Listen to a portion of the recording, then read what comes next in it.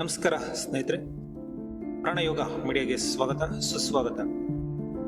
ಯೋಗ ನಮ್ಮ ಜೀವನದ ಒಂದು ಅವಿಭಾಜ್ಯ ಅಂಗ ಅಂತ ಹೇಳಿದ್ರೆ ತಪ್ಪಾಗಲಾರದು. ಪ್ರತಿ ವರ್ಷ ಜೂನ್ 21ರಂದು ವಿಶ್ವದಾದ್ಯಂತ ಅಂತಾರಾಷ್ಟ್ರೀಯ ಯೋಗ ದಿನವನ್ನು ಆಚರಿಸಲಾಗುತ್ತದೆ. ಲಕ್ಷಾಂತರ ಜನರು ಈ ದಿನ ಯೋಗಾಭ್ಯಾಸ ಮಾಡುವ ಮೂಲಕ ಆರೋಗ್ಯ ಮತ್ತು ಮಾನಸಿಕ ಶಾಂತಿಯನ್ನ ಸಂದೇಶವನ್ನ ಸಾರೋದಕ್ಕೆ ಸಾಧ್ಯವಾಗುತ್ತೆ. ಆದರೆ ಯೋಗ ದಿನ ಯಾವಾಗ ಪ್ರಾರಂಭವಾಯಿತು, ಇದರ ಹಿಂದಿನ ಇತಿಹಾಸ ಏನು, ಜೂನ್ 21ರನ್ನೇ ಯಾಕೆ ಆಯ್ಕೆ ಮಾಡಲಾಯಿತು, ಯೋಗದ ಮಹತ್ವ ಮತ್ತು ಪ್ರಯೋಜನಗಳೇನು, ಈ ಎಲ್ಲ ಮಾಹಿತಿಯನ್ನ ಹಿಂದಿನ ವಿಡಿಯೋದಲ್ಲಿ ನಾವು ತಿಳಿದುಕೊಳ್ಳೋಣ. ನೀವು ನಮ್ಮ ಚಾನಲ್ ಅನ್ನ ಇದುವರೆಗೂ ಸಬ್ಸ್ಕ್ರೈಬ್ ಮಾಡಿಲ್ಲ ಅಂದ್ರೆ ನಮ್ಮ ಚಾನಲ್ ನಲ್ಲಿ ಅಮೇಜಿಂಗ್ ವಿಡಿಯೋಗಳು ಪ್ರತಿದಿನ ಬರುತ್ತೆ. ಇವುಗಳನ್ನ ಮಿಸ್ ಮಾಡ್ಕೊಳ್ಬಾರ್ದಂದ್ರೆ ಕೂಡಲೇ ಸಬ್ಸ್ಕ್ರೈಬ್ ಮಾಡ್ಕೊಳ್ಳಿ.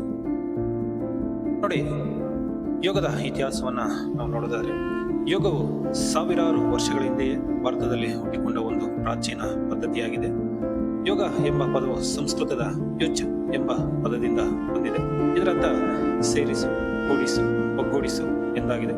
ಹಾಗಾದ್ರೆ ಏನು ಸೇರಿಸ್ಕೋಬೇಕು, ಏನು ಕೂಡಿಸ್ಬೇಕು, ಏನು ಒಗ್ಗೂಡಿಸ್ಬೇಕಂತ ನಾವು ನೋಡೋದಾದ್ರೆ, ನಾವು ಸಾಮಾಜಿಕವಾಗಿ, ಆಧ್ಯಾತ್ಮಿಕವಾಗಿ ಮತ್ತೆ ದೈಹಿಕವಾಗಿ, ಮಾನಸಿಕವಾಗಿ ಈ ಎಲ್ಲಾ ರಂಗದಲ್ಲಿ ನಮ್ಮನ್ನು ನಾವು ತೊಡಗಿಸಿಕೊಳ್ಳೋದೇ ಯೋಗದ ಒಂದು ಅರ್ಥವಾಗಿದೆ. ಯೋಗವು ಕೇವಲ ವ್ಯಾಯಾಮವಲ್ಲ, ಇದು ದೇಹ, ಮನಸ್ಸು ಮತ್ತು ಆತ್ಮದ ನಡುವಿನ ಸಮತೋಲನವನ್ನ ಸಾಧಿಸುವ ಜೀವನ ಪದ್ಧತಿಯಾಗಿದೆ. ಪ್ರಾಚೀನ ಋಷಿಗಳು ಮತ್ತು ಯೋಗಿಗಳು ಯೋಗದ ಮೂಲಕ ಆರೋಗ್ಯಕರ ಜೀವನ ಹಾಗೂ ಆಧ್ಯಾತ್ಮಿಕ ಬೆಳವಣಿಗೆಯನ್ನ ಸಾಧಿಸ್ತಾ ಇದ್ರು.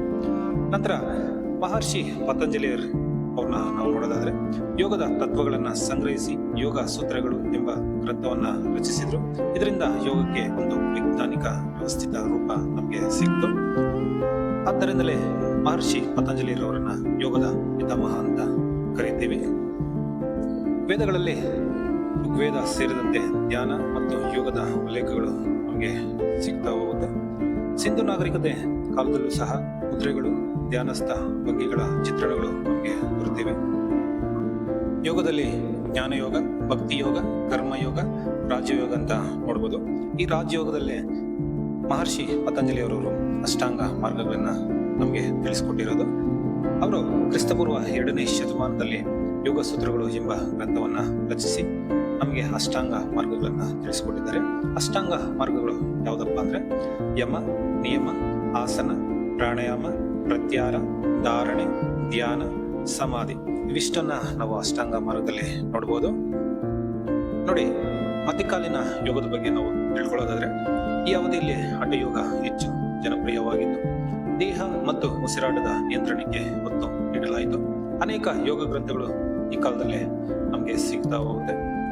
ಇನ್ನು ಆಧುನಿಕ ಯೋಗದ ಬಗ್ಗೆ ನಾವು ತಿಳ್ಕೊಳ್ಳೋದಾದ್ರೆ, 19ನೇ ಮತ್ತು 20ನೇ ಶತಮಾನಗಳಲ್ಲಿ ಯೋಗವು ವಿಶ್ವದಾದ್ಯಂತ ಪ್ರಸಾರ ಮಾಡೋದಕ್ಕೆ ಸಾಧ್ಯವಾಯಿತು.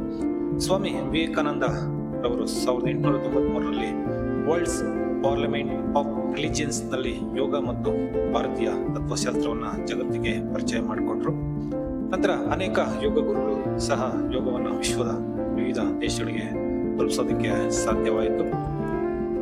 ನೋಡಿ, ಅಂತಾರಾಷ್ಟ್ರೀಯ ಯೋಗ ದಿನದ ಹಿನ್ನೆಲೆಯನ್ನ ನೋಡೋದಾದ್ರೆ, ಅಂತಾರಾಷ್ಟ್ರೀಯ ಯೋಗ ದಿನವನ್ನ ಆಚರಿಸುವ ಕಲ್ಪನೆಯನ್ನು ಮೊದಲ ಬಾರಿಗೆ 2014 ಸೆಪ್ಟೆಂಬರ್ 27ರಂದು ಭಾರತದ ಪ್ರಧಾನಮಂತ್ರಿ ನರೇಂದ್ರ ಮೋದಿರವರು ಯುನೈಟೆಡ್ ನೇಷನ್ ಜನರಲ್ ಅಸೆಂಬ್ಲಿ ಸಭೆಯಲ್ಲಿ ಜೂನ್ 21ನ್ನ ಅಂತಾರಾಷ್ಟ್ರೀಯ ಯೋಗ ದಿನವನ್ನಾಗಿ ಆಚರಿಸುವಂತೆ ಪ್ರಸ್ತಾಪವನ್ನ ಇಟ್ಟರು.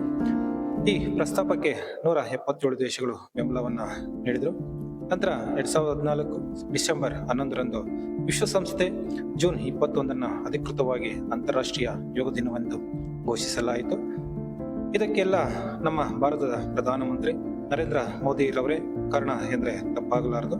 ಅವರು ಯೋಗವು ಮಾನವ ಕುಲಕ್ಕೆ ಭಾರತದ ಅಮೂಲ್ಯ ಕೊಡುಗೆ ಎಂದು ಕರೆಯನ್ನ ಕೊಟ್ಟರು. ಇಲ್ಲಿ ವಿಶೇಷವೆಂದರೆ, ಕೇವಲ 90 ದಿನಗಳೊಳಗೆ ಈ ನಿರ್ಣಯ ಅಂಗೀಕಾರಗೊಂಡಿದ್ದು ವಿಶ್ವಸಂಸ್ಥೆಯ ಇತಿಹಾಸದಲ್ಲೇ ಅತ್ಯಂತ ವೇಗವಾಗಿ ಅಂಗೀಕರಿಸಲ್ಪಟ್ಟ ನಿರ್ಣಯಗಳಲ್ಲಿ ಒಂದಾಗಿದೆ. ನೋಡಿ, ಜೂನ್ 21ನ್ನೇ ಯಾಕೆ ಆಯ್ಕೆ ಮಾಡ್ಕೊಂಡ್ರಂತ ನೋಡೋದಾದ್ರೆ, ಜೂನ್ 21 ವರ್ಷದಲ್ಲಿ ಆ ದಿನ ಅತಿ ಹೆಚ್ಚು ಹಗಲನ್ನ ಹೊಂದಿರುವಂತ ದಿನ ಆಗಿದೆ. ಇದನ್ನ ಸಮ್ಮರ್ ಸಾಲ್ಸ್ಟಿಸ್ ಎಂದು ಕರೆಯುತ್ತೇವೆ. ಉತ್ತರ ಗೋಳಾರ್ಧದಲ್ಲಿ ಈ ದಿನ ಹೆಚ್ಚು ಸೂರ್ಯನ ಬೆಳಕು ಇರೋದ್ರಿಂದ ಭಾರತೀಯ ಯೋಗ ಸಂಪ್ರದಾಯದ ಪ್ರಕಾರ ಈ ದಿನದ ನಂತರ ಆಧ್ಯಾತ್ಮಿಕ ಸಾಧನೆಗೆ ಅನುಕೂಲಕರವಾದ ಅವಧಿ ಆರಂಭವಾಗುತ್ತೆ. ಯೋಗದ ಮೂಲ ಪುರುಷರೆಂದೇ ಪರಿಗಣಿಸಲ್ಪಡುವ ಆದಿ ಯೋಗಿ ಶಿವ ತಮ್ಮ ಜ್ಞಾನವನ್ನ ಸಪ್ತ ಋಷಿಗಳಿಗೆ ನೀಡಲು ಆರಂಭಿಸಿದ ಕಾಲದೊಂದಿಗೆ ಈ ದಿನವನ್ನ ಪ್ರಾರಂಭಿಸಲಾಗುತ್ತದೆ. ಆದ್ದರಿಂದಲೇ ಈ ದಿನವು ಪ್ರಕೃತಿ ಮತ್ತು ಮಾನವನ ಸಮತೋಲನದ ಸಂಕೇತವಾಗಿದೆ ಎಂದು ಹೇಳಲಾಗುತ್ತದೆ. ಆದ್ದರಿಂದ ಜೂನ್ 21 ಅಂತಾರಾಷ್ಟ್ರೀಯ ಯೋಗ ದಿನವಾಗಿ ಆಯ್ಕೆ ಮಾಡಿಕೊಳ್ಳಲಾಗಿದೆ.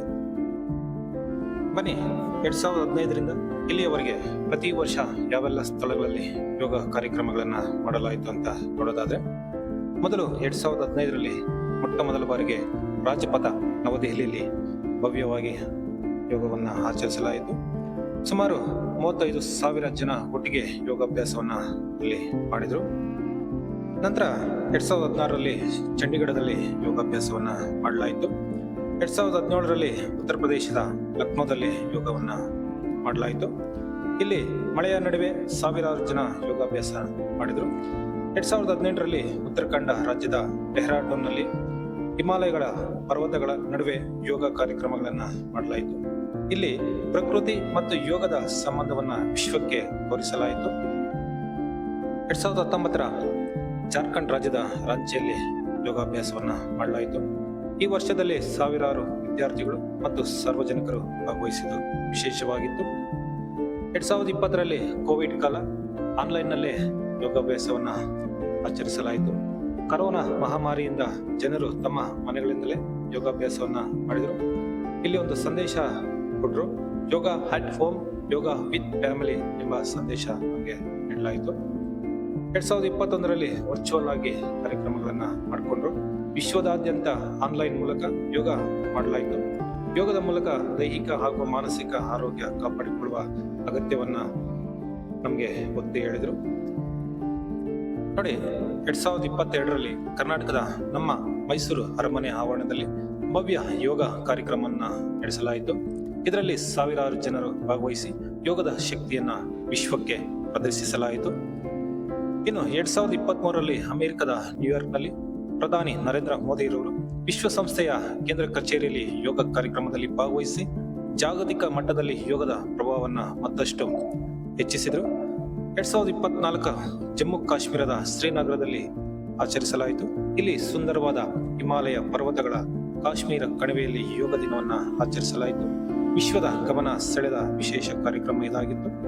2025 ಆಂಧ್ರಪ್ರದೇಶದ ವಿಶಾಖಪಟ್ಟಣಂನ ಸಮುದ್ರ ತೀರದಲ್ಲಿ ಲಕ್ಷಾಂತರ ಜನರು ಯೋಗಾಭ್ಯಾಸವನ್ನ ಮಾಡಿದರು. ಇನ್ನು ಈ ವರ್ಷ 2026 ಯೋಗದ ಜಾಗತಿಕ ವಿಸ್ತರಣೆಯಾಗಿದೆ. ವಿಶ್ವದ ಅನೇಕ ದೇಶಗಳಲ್ಲಿ ಯೋಗ ದಿನವನ್ನ ಅತ್ಯಂತ ವೈಭವಯುತವಾಗಿ ಉತ್ಸಾಹದಿಂದ ಯೋಗ ದಿನವನ್ನ ಆಚರಿಸಲು ನಿರ್ಧರಿಸಲಾಗಿದೆ. ನೋಡಿ ಸ್ನೇಹಿತರೆ, ಯೋಗದ ಮಹತ್ವವನ್ನ ತಿಳ್ಕೊಳ್ಳೋದಾದ್ರೆ, ಇಂದಿನ ವೇಗದ ಜೀವನದಲ್ಲಿ ಒತ್ತಡ, ಆತಂಕ ಮತ್ತು ಅನಾರೋಗ್ಯಕರ ಹೆಚ್ಚಾಗುತ್ತಿರುವುದು ಸರ್ವೇ ಸಾಮಾನ್ಯವಾಗಿದೆ. ಇಂತಹ ಸಂದರ್ಭದಲ್ಲಿ ಯೋಗವು ನಮ್ಮ ಜೀವನಕ್ಕೆ ಅತ್ಯಂತ ಅಗತ್ಯವಾಗಿ ಬೇಕೇ ಬೇಕು. ಯೋಗವು ಕೇವಲ ದೇಹವನ್ನು ಬಲಪಡಿಸುವುದಲ್ಲದೆ ಮನಸ್ಸಿಗೆ ಶಾಂತಿ ಮತ್ತು ಏಕಾಗ್ರತೆಯನ್ನ ನೀಡುವುದಕ್ಕೆ ಸಾಧ್ಯವಾಗುತ್ತದೆ. ವಿದ್ಯಾರ್ಥಿಗಳಿಗೆ ಓದಿನಲ್ಲಿ ಗಮನ ಕೇಂದ್ರೀಕರಿಸಲು ಸಹಾಯ ಮಾಡುತ್ತದೆ. ಉದ್ಯೋಗಿಗಳಿಗೆ ಮಾನಸಿಕ ಒತ್ತಡವನ್ನ ಕಡಿಮೆ ಮಾಡಿಕೊಳ್ಳೋದಕ್ಕೆ ಸಾಧ್ಯವಾಗುತ್ತದೆ. ಹಿರಿಯ ನಾಗರಿಕರಿಗೆ ಆರೋಗ್ಯಕರ ಜೀವನ ನಡೆಸಲು ನೆರವಾಗುತ್ತದೆ. ನೋಡಿ, ಯೋಗ ಮಾಡೋದ್ರಿಂದ ನಮಗೆ ಸಿಗುವಂತಹ ಪ್ರಮುಖ ಪ್ರಯೋಜನಗಳನ್ನ ನೋಡೋದಾದ್ರೆ, ದೇಹದ ನಮ್ಯತೆಯನ್ನ ಹೆಚ್ಚು ಮಾಡಿಕೊಳ್ಳೋದಕ್ಕೆ ಸಾಧ್ಯವಾಗುತ್ತದೆ. ರೋಗ ನಿರೋಧಕ ಶಕ್ತಿಯನ್ನ ವೃದ್ಧಿಸಿಕೊಳ್ಳಬಹುದು. ಒತ್ತಡ ಮತ್ತು ಆತಂಕವನ್ನ ಕಡಿಮೆ ಮಾಡಿಕೊಳ್ಳಬಹುದು. ಉತ್ತಮ ನಿದ್ರೆಗೆ ಇದು ಸಹಾಯಕವಾಗಿರುತ್ತದೆ. ಹೃದಯದ ಆರೋಗ್ಯವನ್ನ ಸುಧಾರಿಸಿಕೊಳ್ಳೋದಕ್ಕೆ ಸಾಧ್ಯವಾಗುತ್ತದೆ. ಏಕಾಗ್ರತೆ ಮತ್ತು ನೆನಪಿನ ಶಕ್ತಿಯನ್ನ ವೃದ್ಧಿಸಿಕೊಳ್ಳಬಹುದು. ಆರೋಗ್ಯಕರ ಮತ್ತು ಸಂತೋಷದ ಜೀವನಕ್ಕೆ ಯೋಗ ಒಂದು ರಾಮಬಾಣ ಇದ್ದಂಗೆ. ಸ್ನೇಹಿತರೆ, ಯೋಗವು ಭಾರತದ ಪ್ರಾಚೀನ ಪರಂಪರೆಯಾಗಿದ್ದರೂ ಇಂದು ಅದು ಇಡೀ ವಿಶ್ವದ ಆರೋಗ್ಯದ ಮಾರ್ಗದರ್ಶಿಯಾಗಿ ಎಲ್ಲರ ಆರೋಗ್ಯವನ್ನ ವೃದ್ಧಿ ಮಾಡಿಕೊಳ್ಳೋದಕ್ಕೆ ಸಾಧ್ಯವಾಗಿದೆ. ಅಂತಾರಾಷ್ಟ್ರೀಯ ಯೋಗ ದಿನವು ಕೇವಲ ಒಂದು ದಿನದ ಆಚರಣೆಯಲ್ಲ, ಆರೋಗ್ಯಕರ ಜೀವನದ ಮಹತ್ವವನ್ನ ನೆನಪಿಸುವ ದಿನವಾಗಿದೆ. ನಾವು ಪ್ರತಿದಿನ ಕೆಲವು ನಿಮಿಷಗಳ ಕಾಲ ಯೋಗಾಭ್ಯಾಸ ಮಾಡಿದರೆ ದೈಹಿಕ ಮತ್ತು ಮಾನಸಿಕ ಆರೋಗ್ಯವನ್ನ ಉತ್ತಮಗೊಳಿಸಿಕೊಳ್ಳಬಹುದು. ಯೋಗವು ಕೇವಲ ವ್ಯಾಯಾಮವಲ್ಲ, ಅದು ಆರೋಗ್ಯಕರ ಜೀವನದ ಮಾರ್ಗ. ಈ ವಿಡಿಯೋ ನಿಮಗೆ ಇಷ್ಟವಾದರೆ ಲೈಕ್ ಮಾಡಿ, ಶೇರ್ ಮಾಡಿ, ಸಬ್ಸ್ಕ್ರೈಬ್ ಮಾಡೋದನ್ನ ಮರೆಯಬೇಡಿ.